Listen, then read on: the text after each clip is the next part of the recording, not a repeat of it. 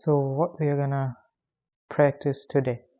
So the thing is, we have completed the previous playlist. So here we are with another playlist, English pronunciation lessons by Vanessa. So today I am going to start this playlist with 67 videos. And one more thing I want to talk about, that I have completed this whole playlist previously before I started this channel, but I have to revise this again, and I also want to share that how I practice it, and I also revise things regularly. So that's why I'm here again, and one by one I will complete every single video, every single lesson of English pronunciation. So is it saved? Let me save it first. Okay, okay, saved. So now let's start by the first video. From Speak English with Vanessa. I cannot hear the audio. Why? Let me fix it first. Headphones, good. Okay. .com. Do you want to speak with an American English accent? Yep. Let's talk about it.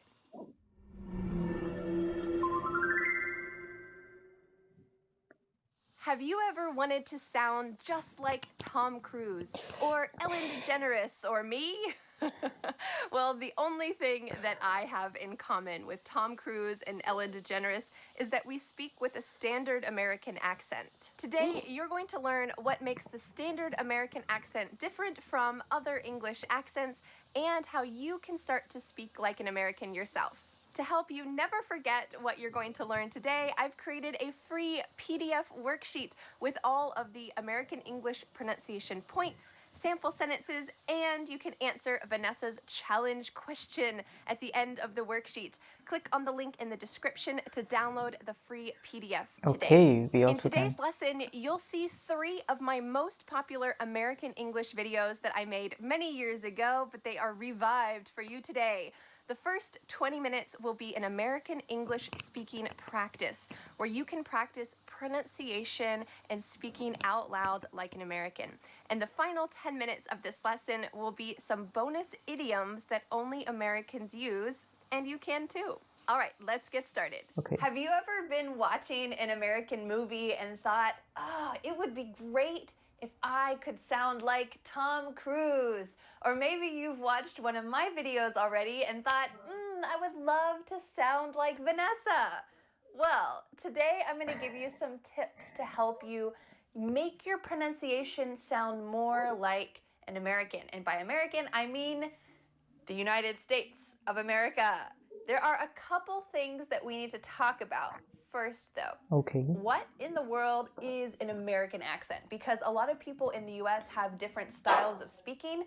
Here, I'm going to be explaining how to sound like the most general American accent, which is that of news reporters or Hollywood. When you think about Tom Cruise, this is the accent that I'm talking about. I'm not talking about a New York accent, a Southern accent, a California accent.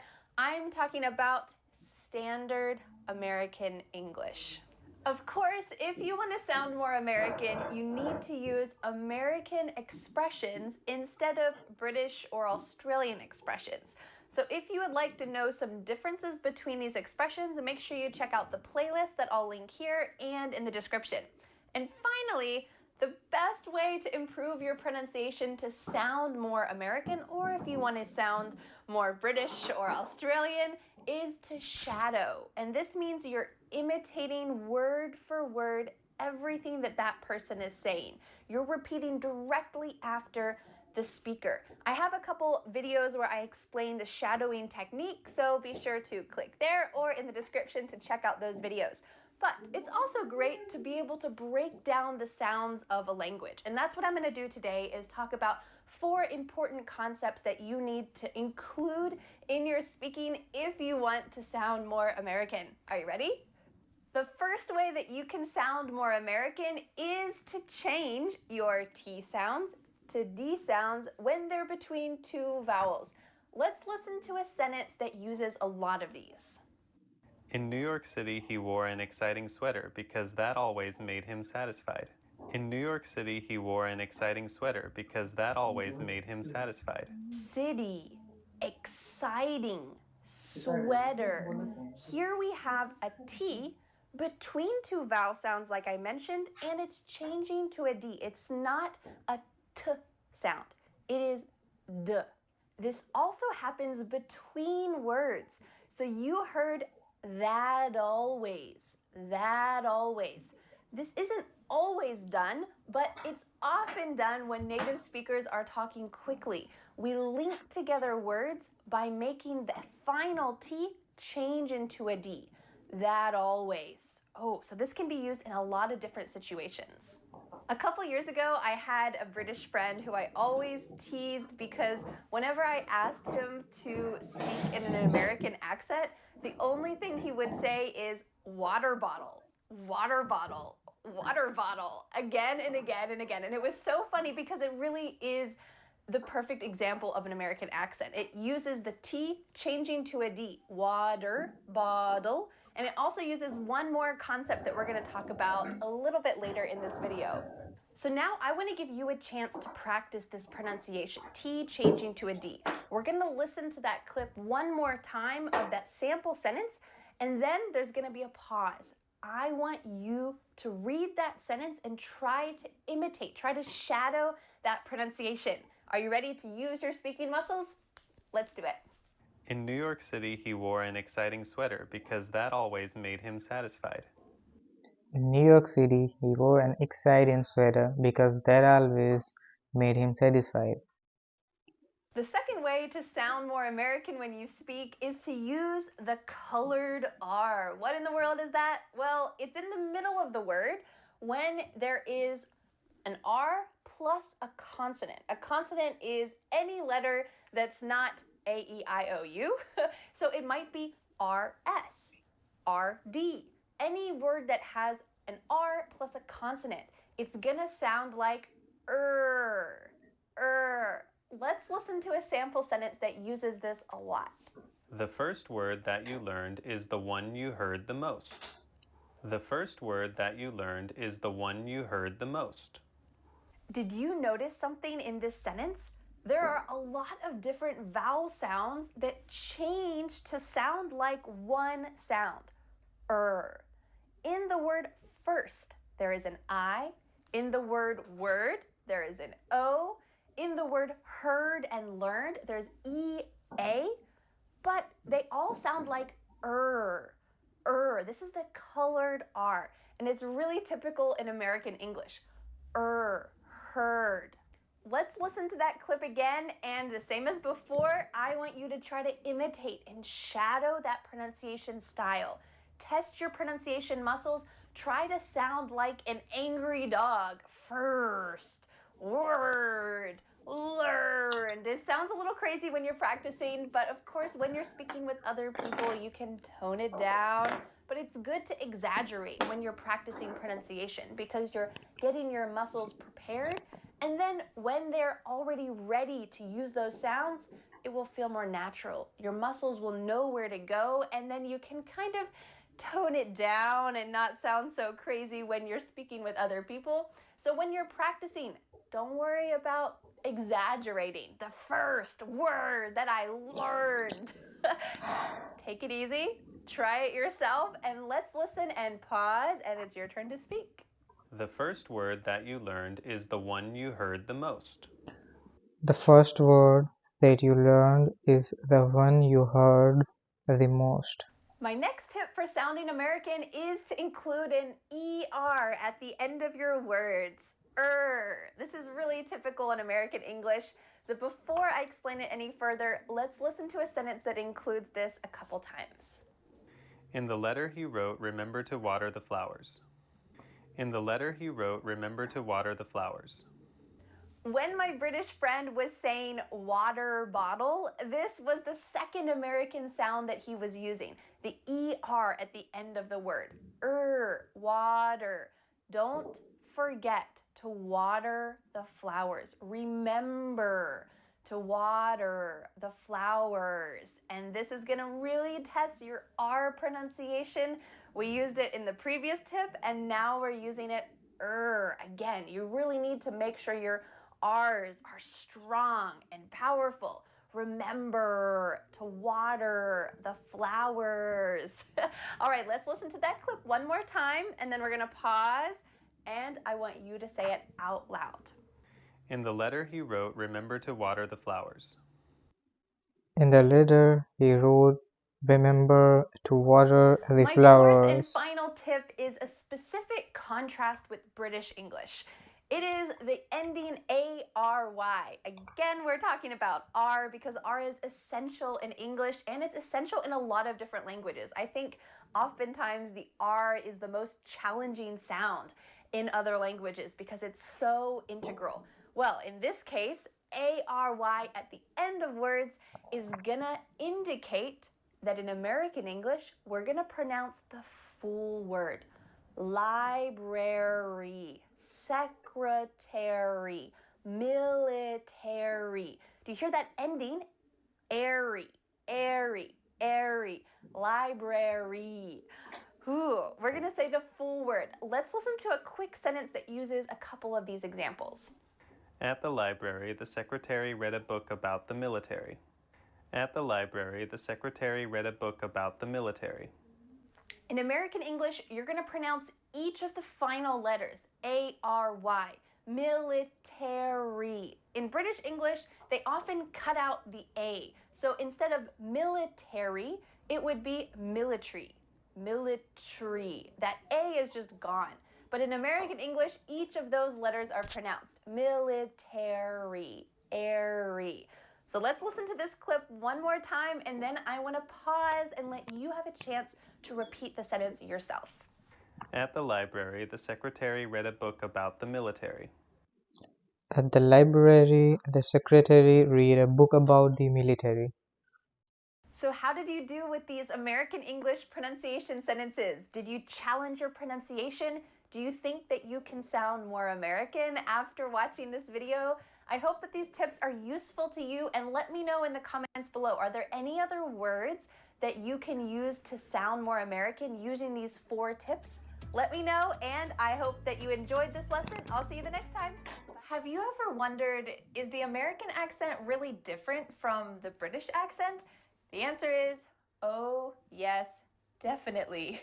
Last year, I made this video that has now over 1.5 million views. It's called 4 Secrets to the American English Accent. And in this video, we talked about the 4 essential elements of the American English accent. But today, I think it's time to go beyond those basics and dig a little deeper. Are you ready? We're going to be practicing 4 more secrets to the American English accent. And after each section, I want you to try to imitate and shadow exactly with my voice. That means that you need to practice, and it's a great way to improve your pronunciation. Let's get started. The first secret to an American English accent is the stopped T.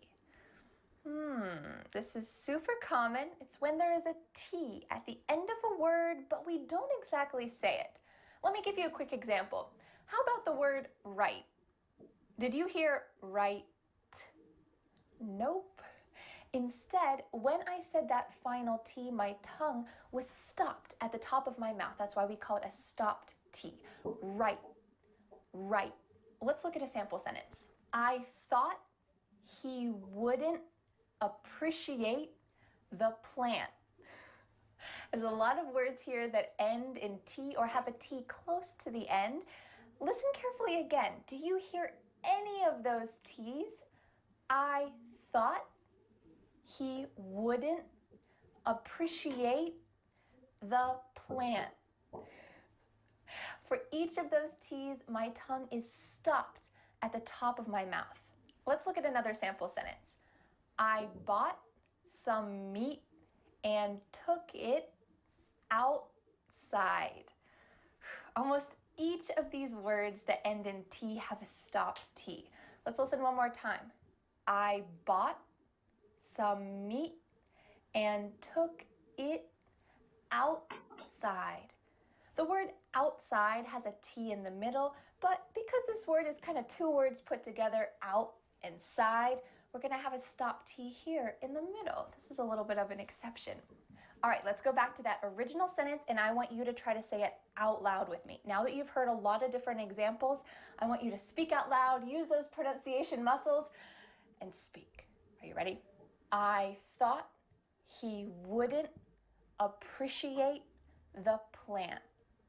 I thought, is your tongue stopped at the top of your mouth? I hope so. I thought he wouldn't appreciate the plant. You know what I'm going to do? I'm going to pause, and I want you to say this sentence all by yourself.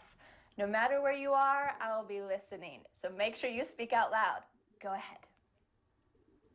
I thought he wouldn't appreciate the plant.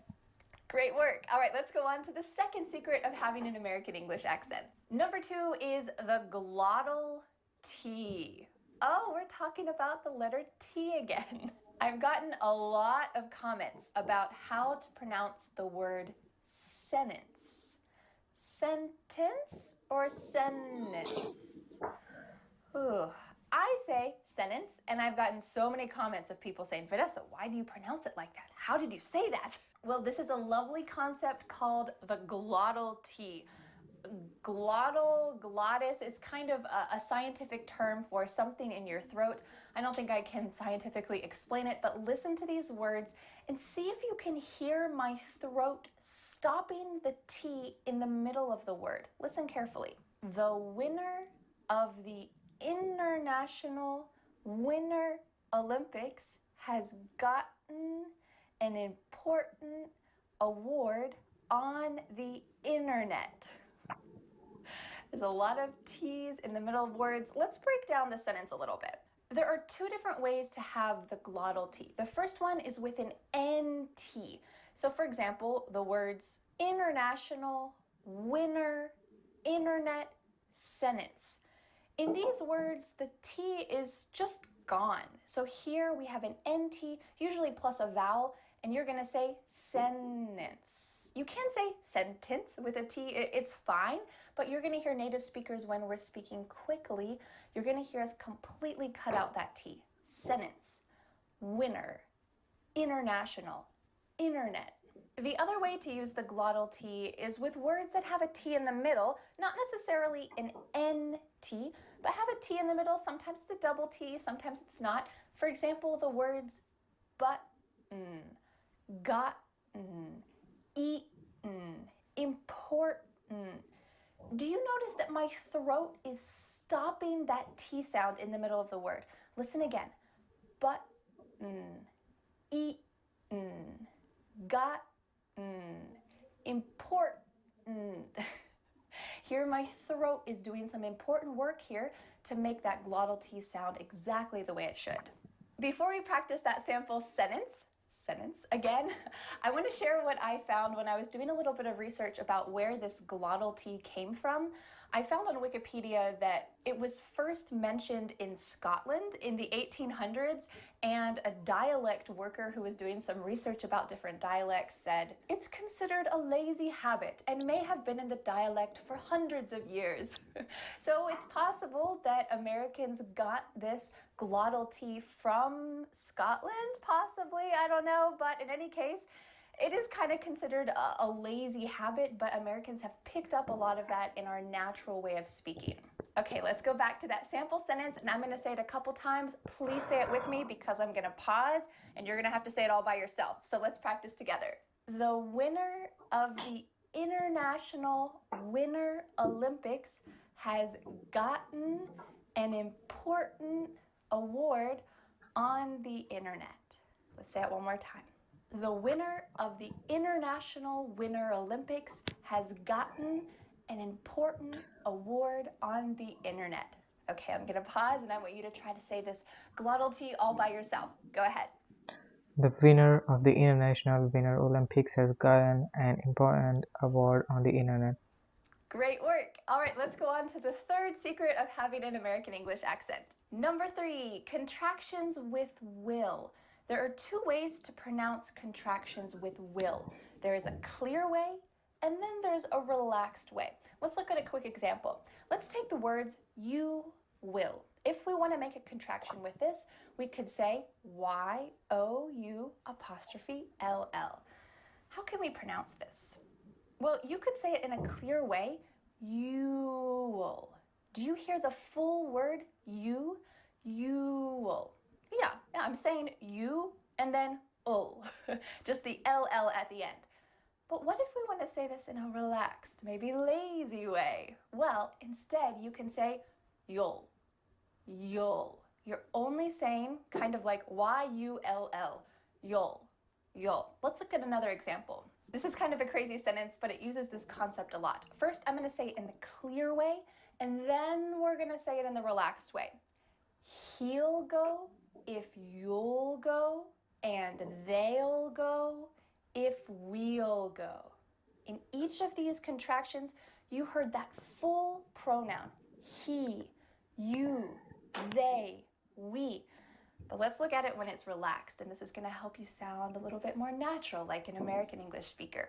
He'll go if you'll go, and they'll go if we'll go. In all of these, there's an ul sound. He'll go if you'll go, and they'll go if we'll go. I didn't say we'll go. I just said the first letter, W, plus U-L-L, wool, wool. Let's go through each of the contractions that use will so that you can hear this in a natural way and in a sentence. You'll get the car. He'll get the car. She'll get the car. We'll get the car. They'll get the car. Let's say that sample sentence one more time together. I want you to speak out loud, and then you'll have a chance to say it by yourself. He'll go if we'll go, and they'll go if you'll go. He'll go if we'll go, and they'll go if you'll go. Now it's your turn to say it by yourself. Go ahead. He'll go if we'll go, and they'll go if you'll go. Excellent work. Let's go on to the fourth and final secret of having an American English accent. Number 4 is linking the S plus a vowel. Listen to this sentence. How's it going? How's it going? What about this sentence? There are cars in the sun. There are cars in the sun. Both of these sentences have an S and then a vowel. What happens here? In each of these words, the S becomes a Z. How's it going? There are cars in the sun. Common words that we use this with are it, how's it going? And also in, there are cars in the sun. That's probably the most common ways that you're going to see this. So let's take a look at a couple sentences. He's in the office. He's in the office. He's in the office. She goes in the theater. She goes in the theater. When he complains, it gets on my nerves. When he complains, it gets on my nerves. Do you see how when we link here, it helps you to speak a little more quickly, and when you link it together with a Z, it sounds so natural. Don't go to the cliffs, it's too dangerous. If we have a pause here, you could just say an S. Don't go to the cliffs. It's too dangerous. But if you say this quickly, and that's kind of our key here, then you're going to link it together with a Z. Don't go to the cliffs, it's too dangerous. Cliffs, it's too dangerous. All right, let's say together those 2 original sentences. Please say it with me. Use those pronunciation muscles, and then I'm going to pause so that you can have a chance to say it all by yourself. How's it going? How's it going? There are cars in the sun. There are cars in the sun. Okay, now it's your turn. Say it all by yourself. You got this. How's it going? There are cars in the sun. How's it going? There are cars in the sun. Great work. That was a lot of pronunciation practice, but before we go, let's do a quick review. If you'd like to say these sentences out loud with me, please do that. That's the best way to improve your pronunciation and also just to remember these concepts. I thought he wouldn't appreciate the plan. The winner of the International Winter Olympics has gotten an important award on the internet. He'll go if we'll go, and they'll go if you'll go. How's it going?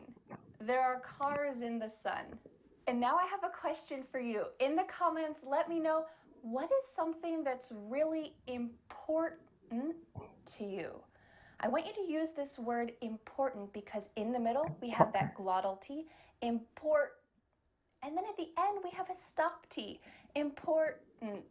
There's no T that we actually speak at the end. So if you can say your sample sentence that you write in the comments out loud, that'll be beautiful practice. You can read each other's sentences as well to see what kind of things are important to people all around the world. You might be wondering, what in the world is an American idiom? Well, these idioms might... I'm looking very uncomfortable because my stomach is hurting a lot. I have a lot of pain in my stomach.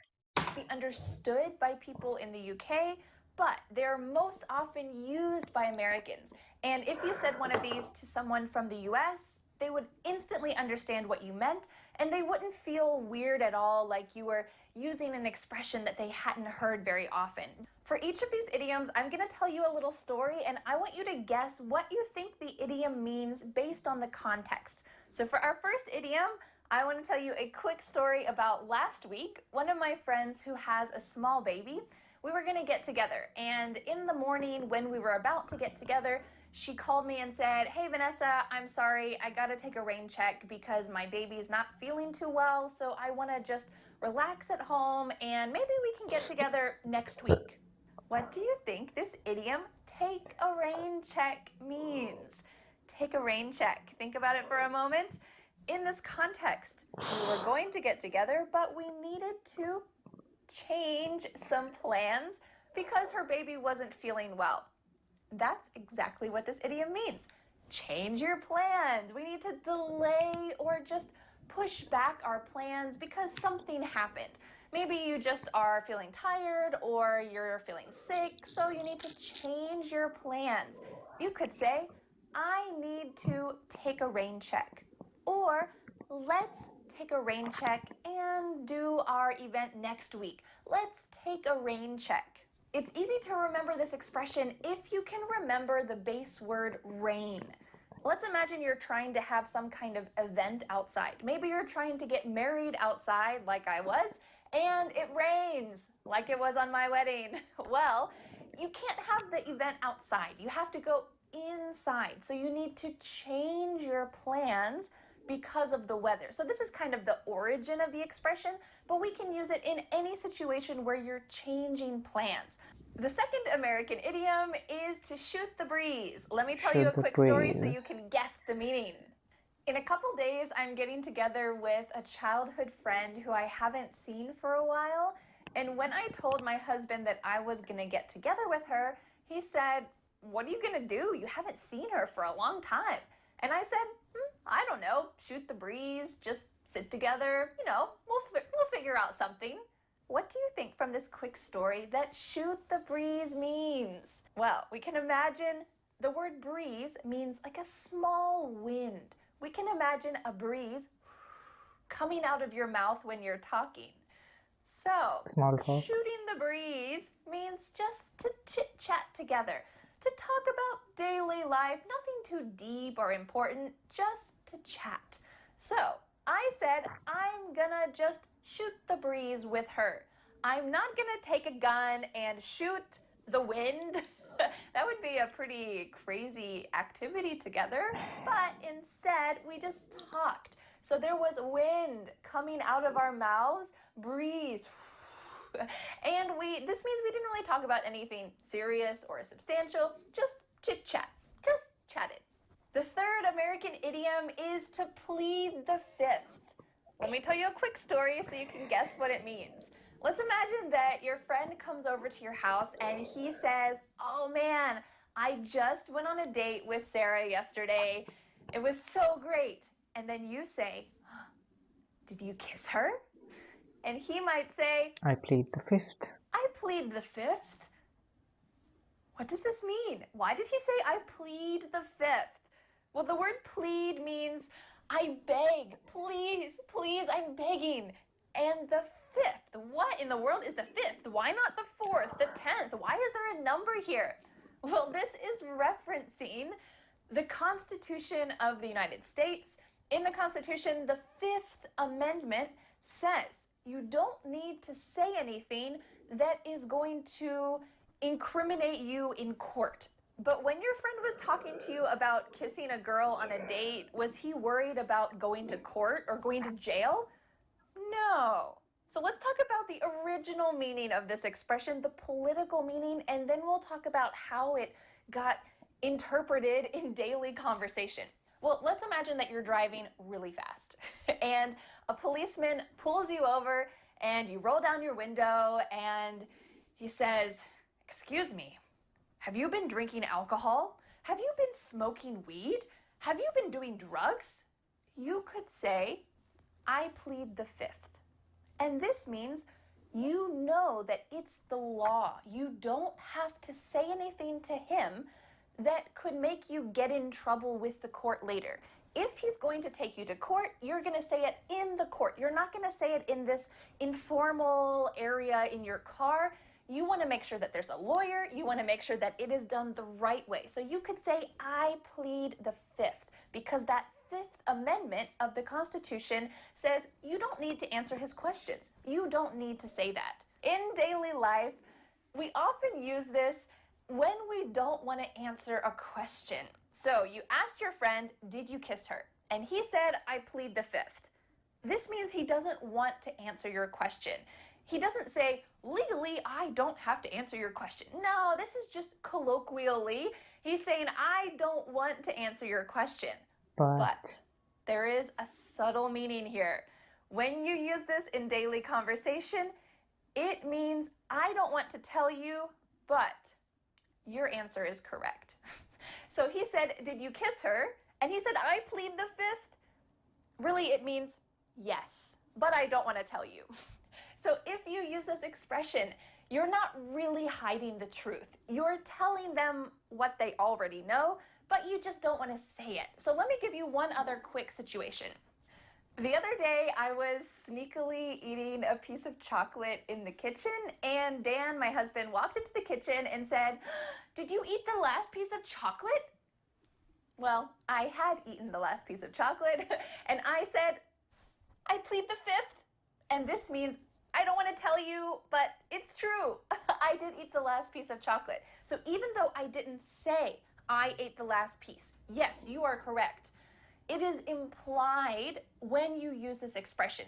If you use it with a police officer, he's gonna be suspicious because you're not answering his question, but this is the legal situation, so it's okay to use it. It doesn't mean, yes, I was drinking alcohol. Yes, I was smoking. Yes, I was doing drugs. No, it doesn't imply that in the legal situation, but in the colloquial situation, it does. It implies, yes, I did that thing that you're accusing me of, but I don't want to say it.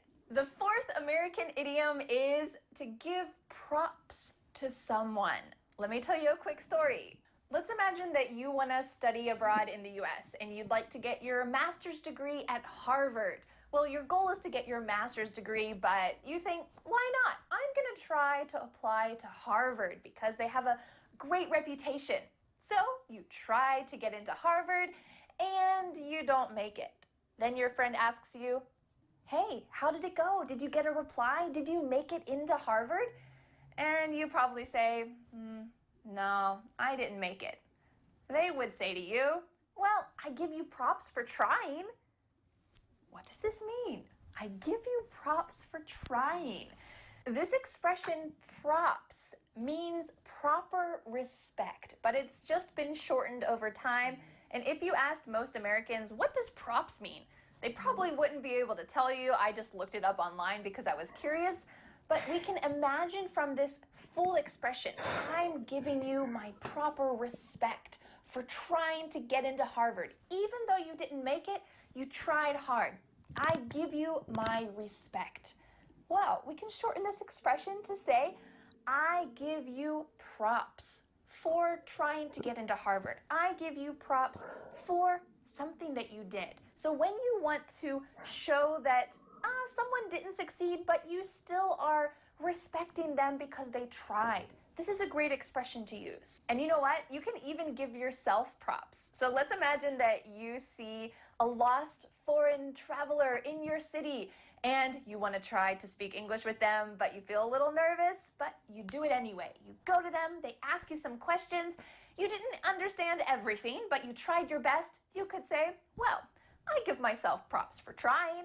I give myself props for approaching them and trying to speak English. You did it. Maybe it wasn't perfect, but you tried. So you can use this as encouragement for yourself. So now it's your turn. I want to know, have you ever needed to plead the fifth? Did you ever need to take a rain check or maybe give props to someone? Who do you like to shoot the breeze with? Let me know in the comments below. Try to use these expressions and expand your vocabulary. Congratulations on practicing your American English pronunciation and vocabulary. Don't forget to download the free PDF worksheet so that you never forget what you've learned today and you can start speaking confidently. So that was it. The first video lesson of this playlist is completed, and I was just waiting for it to complete it, just finish it, because my stomach is hurting a lot. So I'll try to complete this second lesson from this playlist maybe tomorrow, or maybe today if I can take the time, if I have some time to complete that, or maybe I'm comfortable, or maybe I when I get relief from this pain. For now, bye.